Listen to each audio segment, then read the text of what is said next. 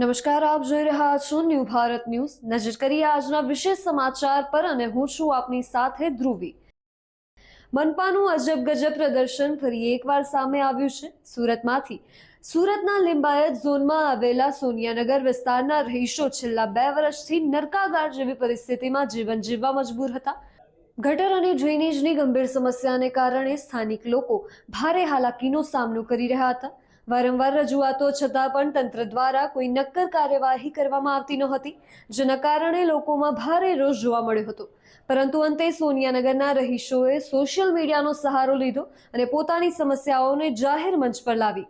Social મીડિયામાં મામલો viral થતાં જ આખરે તંત્ર હરકતમાં આવ્યું હતું।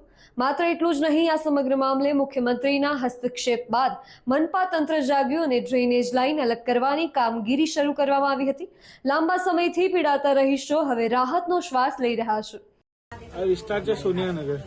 અહીંયા જે છે અત્યારે આ ગલીનું કામ બાકી છે અમારું, બાકી તો બધું પૂર્ણ થઈ ગયું છે। બસ આ ગલીનું થઈ જાય તો બાળકોને અને વૃદ્ધ માણસોને રાહત થઈ જાય। કેવી રીતના લાઈન રાખવામાં આવી ગઈ? એમાં આ જે લાઈન હતી એ ગટરમાં આવી ગયેલી જરીક પાણીની, પણ અત્યારે એ બધું સરખું થઈ ગયું છે। અમે ત્યાં ગયેલા વિડીયો મોકલો તો। હા, અમે જે ભાઈ પાસે ગયેલા એ ભાઈએ વિડીયો છોડેલું, તો પછી બીજા જ દિવસે તરત જ કામ થઈ ગયેલું અમારું। આ કેટલા વખતથી આવી રીતના પરિસ્થિતિ છે? આ ગલીનું તો 1.5 વર્ષ થઈ ગયું, કોઈ નથી આવતું। આ સોનિયાનગર છે ને બહુ તકલીફ થાય છે, કેમ કે અમે કંટાળી ગયા છે। આ રોડ ગુસ્સો એમ ચાલીએ તો પગોમાં બચકા ભરી લે છે, દબાઈ છે તો પગોમાં ને કપરાઈ કેટલા ખાઈ જાય છે। બોલો, સુકોયન નીચે પડી જાય તો તરત કાણામાં લઈ જાય છે। નવા કપરાઈ બગડી ગયા બધાના। કેટલા વખતથી આવી રીતના તકલીફ? આ 1.5 વર્ષ થયો કમ્પ્લીટ। શું રાખવામાં આવ્યું હતું અહીંયા ઘરે? અહીં ગટર લાઈન નાખી છે તો ના આવ્યા જ નથી। ચોમાસામાં ગટર લાઈન નાખી હતી તો ગટરો એટલે ભરાઈ ગઈ હતી। પાણીની લાઈન બી રાખવામાં આવી? પાણીની લાઈન બી નાખવામાં આવી હતી, તો અમે જબરજસ્તી કરાઈ, ગટરમાં નાખી દીધી હતી। એ તો કરાઈ લીધી અમે જબરજસ્તી કે કરી નાખો, અમે ગટર વાળું પાણી નહીં પીએ એટલે કરાઈને સાઈડ પર લેવડાઈ। આગળ સમાચાર પર નજર કરીએ તો રાજકોટના ગ્રામ્ય વિસ્તારમાં ફરી એકવાર ભૂકંપના આંચકાનો સિલસિલો જોવા મળ્યો છે, જેના કારણે લોકોમાં ભયનો માહોલ સર્જાયો છે। ધોરાજી, ઉપલેટા અને ગોંડલ પંથકમાં સવારથી જ ધરાધ્રુજી હતી। માત્ર 1 કલાકની અંદર જ એક પછી એક કુલ 8 ભૂકંપના આંચકા અનુભવવામાં આવ્યા હતા। આ આંચકાની મુખ્ય અસર ધોરાજી અને ઉપલેટા વિસ્તારમાં નોંધાઈ છે, જ્યાંથી ભૂકંપની તીવ્રતા 2.7 થી 3.8 સુધી નોંધાઈ હતી। સૌથી વધુ તીવ્રતા ધરાવતો આંચકો સવારે 6 વાગે અને 19 મિનિટે નોંધાયો હતો। ઉલ્લેખનીય છે કે ગઈકાલે રાત્રે પણ 3.3 તીવ્રતાનો ભૂકંપ આંચકો અનુભવાયો હતો। આ તરફ રાજકોટના જેતપુર પંથકમાં પણ સતત ભૂકંપના આંચકા અનુભવાઈ રહ્યા છે। ભૂકંપનું કેન્દ્રબિંદુ જેતપુર નજીક આવેલા લુણાગરી ગામ પાસે નોંધાયું છે। ગત રાતથી અત્યાર સુધીમાં કુલ 12 જેટલા ભૂકંપના આંચકા અનુભવાયા છે, જ્યારે આજે વહેલી સવારથી જ બપોરના 12 વાગ્યા સુધીમાં 11 આંચકા નોંધાયા છે। લુણાગરી ગામ સહિતના આસપાસના વિસ્તારોમાં લોકોમાં ભયનો માહોલ જોવા મળ્યો હતો। ભૂકંપના આંચકા આવતા જ ઘણા લોકો પોતાના ઘરોમાંથી બહાર દોડી આવ્યા હતા। ફિલહાલ કોઈ પણ પ્રકારની જાનહાનિનો અહેવાલ નથી, પરંતુ સતત આંચકાઓને લઈને તંત્ર દ્વારા પરિસ્થિતિ પર નજર રાખવામાં આવી રહી છે। મારું નામ આશીષ વિનોદભાઈ સુંદરવા છે। ધોરાજી ગામનો વતની છું। આજ રોજ તારીખ 8 જાન્યુઆરી 2026ના રોજ 8:44 ને હું રાત્રિનું ભોજન ગ્રહણ કરી ઊભો થયો અને ત્યાં જ મને ભૂકંપનો આંચકો અનુભવાયો અને બહાર નીકળીને જોયું તો બધા લોકો અચંબિત હતા અને બહાર ગલીમાં ટોળા ઉમટી પડ્યા હતા।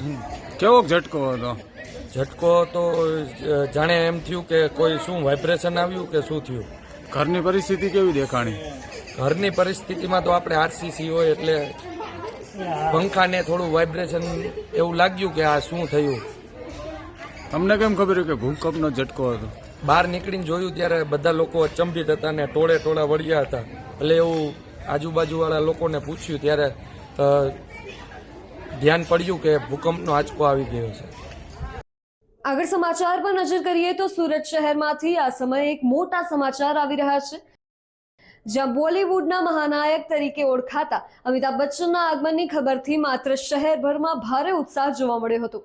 સુરતના અડાજણ વિસ્તારમાં આવેલી કાસા રિવેરા રેસિડેન્સી ખાતે અમિતાભ બચ્ચનના આવવાના જાણ થતાં જ મોટી સંખ્યામાં ચાહકો ત્યાં એકઠા થઈ ગયા હતા. ચાહકોમાં પોતાના મનપસંદ સ્ટારને જોવા માટે ખૂબ જ ઉત્સાહ હતો. પરિસ્થિતિ ધીમે ધીમે નિયંત્રણની બહાર જતી રહી.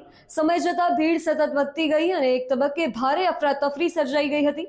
પરિસ્થિતિ એટલી ગંભીર બની ગઈ હતી કે રેસિડેન્સીના પ્રવેશદ્વારનો મુખ્ય કાચનો દરવાજો પણ ભીડના દબાણને કારણે તૂટી ગયો હતો. આ ઘટના બાદ ત્યાં હાજર રહેલા લોકોમાં થોડીવાર માટે ભય અને ગભરાહટનું વાતાવરણ સર્જાયું હતું. ઘટનાની જાણ થતાં સ્થાનિક પોલીસ તાત્કાલિક ત્યાં સ્થળ પર હાજર થઈ હતી.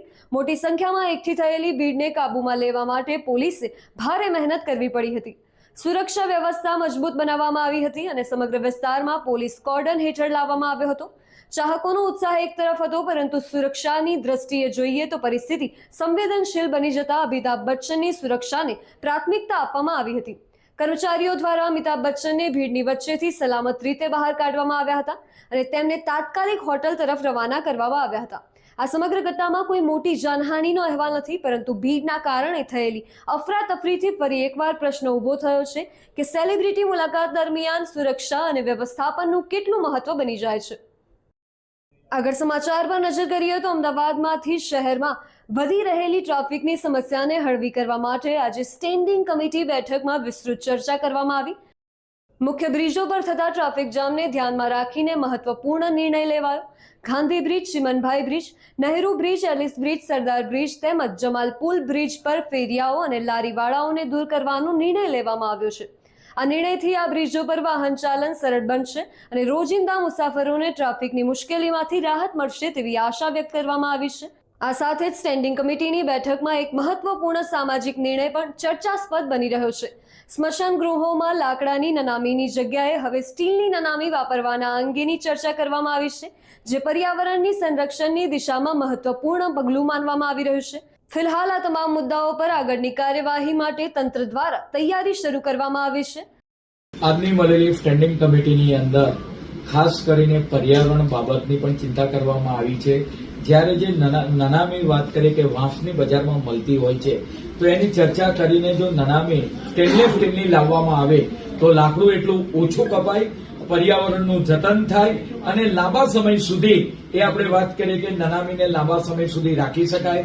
આવનાર સમયગાળા દરમિયાન મહાનગરપાલિકાને આપણે વાત કરીએ કે સ્મશાનની અંદર જ્યાં આપણે વાત કરીએ કે ડેથ બેડની નોંધણી થાય છે, ત્યાં આગળ આવી સ્ટેનલેસ સ્ટીલની નનામી રાખવામાં આવશે. પરિણામે વાંસ અથવા લાકડું એનો બચાવ થશે અને ઝાડે ઓછા કમાશે.